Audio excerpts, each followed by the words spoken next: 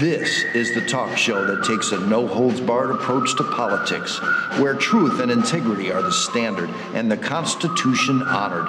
From Renaissance Studios, this is Champion News Talk Radio.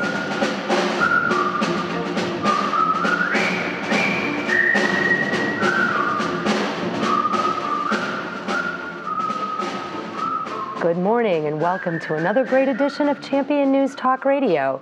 We are brought to you by championnews.net, and we are your choice for the conservative voice. This is Carol Parisi. Today our founder, Jack Roeser, and myself have Representative Barbara Wheeler from House District 64. And thank you for joining us today, Representative Wheeler. And good morning, Jack. How are you? I'm doing fine. For an old goat, I don't smell too bad. Yeah, you're fine. You're fine. We do have a very interesting person. Yes. We had a nice talk here before the program, and I hadn't had a chance to get acquainted with you before. I'm sorry I missed that opportunity. Well, thank you for having me today. It's you were a great school honor. teacher at one time, is that I was. true? When I graduated from college from Loyola University, I began teaching in Wauconda and in... What grade did you teach? Middle school, 6th, 7th, and 8th Middle grade, school. social studies and language arts. Yeah. That's when they're just starting to get a little rambunctious. Absolutely. You know what? It takes a special person to teach. It takes a special person to teach kindergarten, but my favorite grades were 6th, 7th, and 8th grade. I just enjoyed the middle school Well, kids. that's interesting for sure. They've sure developed personalities by then. Oh, they most certainly do. But they're still very insecure. They're still trying to figure out who they are. They have their personality, but they really don't feel so comfortable in their skin because they're that teenagers. However, not in a Catholic school. In a Catholic school, you aren't allowed that independence, you know. The opportunity and freedom. I can tell you. I don't know. I was raised at St. Francis in Lake Zurich, and there was plenty of opportunity there to express ourselves. It was about the 5th grade. I attended a Chicago school to start with, little portables at the end of the street. Then I had 2 years of that, 3 years of a Catholic school, and then I finished up at a public school. So I've seen a lot of it. But I was in the Catholic school about 5th grade, and I don't know what I did, but the nun got so disgusted with me, and I was trying to be a good boy, but she screamed at me, "Sit down and get out of here." Oh, and so she how do you do both? That was a very conflicting message. So it shifts the thing to recent times. So last year I went over to Marytown on Route 176, where they had that beautiful copy of St. Paul's Church and all that. And I go at least once a year to that particular church. So as I was leaving, there were 2 nuns getting in a car to go to lunch too. I said, "Stop." So I went over and I told the nuns, I said, you know, in 5th grade, this nun screamed at me, "Sit down and get out of here." And I said, I know you've taken a vow of poverty, but here's $50. Here's my penance for making it. That poor nun go crazy. So, and so they were laughing nice. like that, and it was a nice little moment. That's cute. Yeah. Hey, Representative Wheeler, can I call you Barb? Please call me Barb. Okay. I got towed off to see the Sister Superior by my short hairs. But They didn't grab you by your ear? I used to hear they grab people by their ear. Just towed me away by my short hairs. And I don't know, Jack. I've had nothing but pleasant memories of the nuns at St. Francis, but I never caused any trouble as a young. you weren't a boy. No, it's true. It's true. There are a lot of stories from my brother. It was easily discernible. Yes. But it was quite an experience. But let me carry on a little bit, too. But, Sure.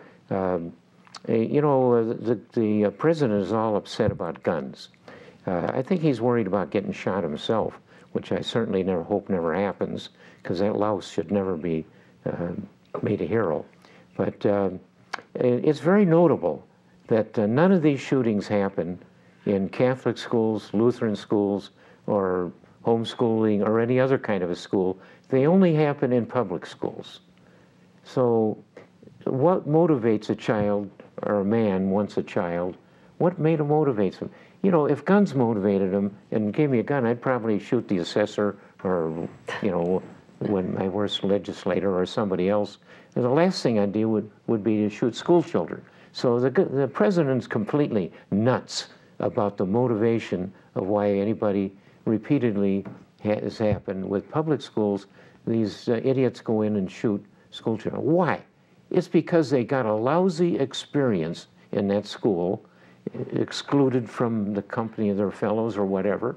Maybe these kids were, at the time, not quite up to socializing, and maybe it's their fault for being a little different. But whatever it was, they got treated badly, and they came back to the place where they were treated badly. Notably, not a religious school. Yeah. I don't know, Jack, in regard to what causes people to do such heinous crimes and to perform so evilly. The president is dead flat wrong. The gun was not the motivation. Well, and that's why when in our General Assembly in the last session, when we passed concealed carry, the mental health issue was so important to both the Democrat side and the Republican side to include that, because you know, as we're making cuts on the Health and Human Services budgets, we have to make sure that we're providing enough enough quality help for people with mental illness. And as I'm victoriously passed concealed carry finally in the state of Illinois, and I'm proud to have voted for that. Yeah. It included many provisions that would compare and use those mental health records that the state troopers can use as people are applying for concealed carry. And you know what? Somebody who has mental issues probably should not be having a weapon. Right. And because you don't know where somebody's mind is going to go. But then what are mental health issues? The law What's already qualified? takes care of that. You don't get a permit to have a gun if there hasn't been some check on you.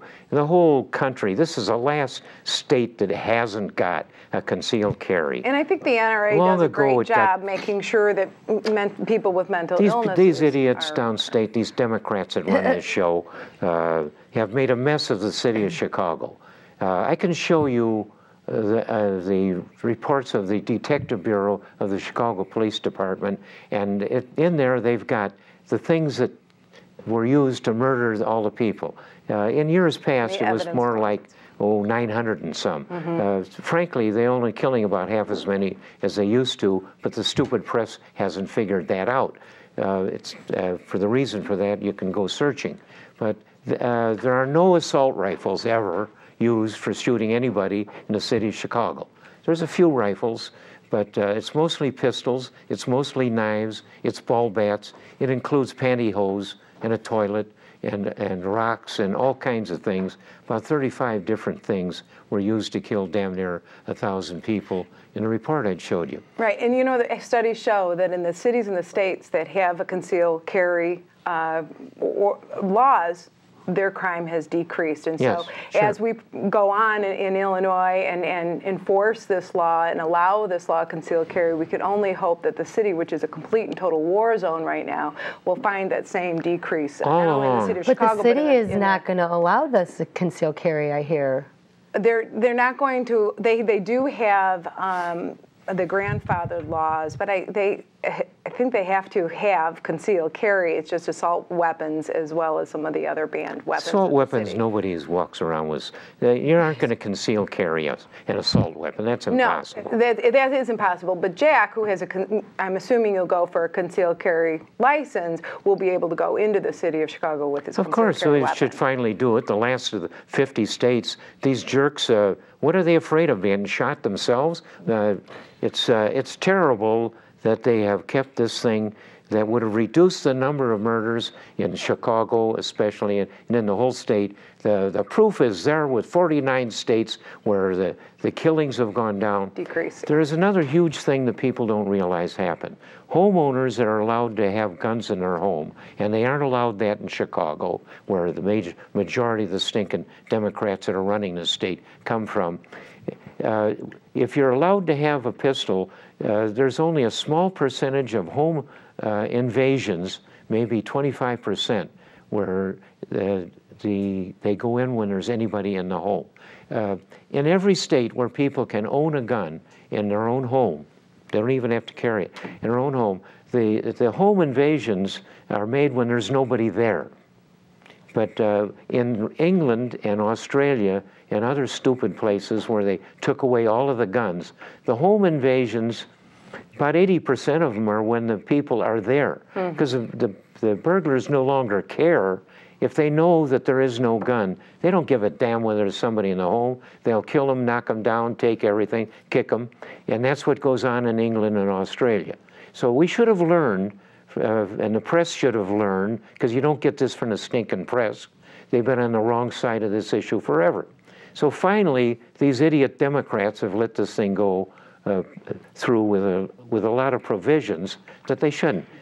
We should be outraged that there are so many different ways that the Democrats have screwed up this most broke and most crooked and you know state. what, Jack? When we come back after the state, that is exactly what we're going to discuss. We're going to discuss what's going on in Springfield, supermajority in the Democrats. I sound and the like I'm Madigan lecturing rule. you. When we I'm come lecturing Madigan. Oh, I know. We'll be back. I know.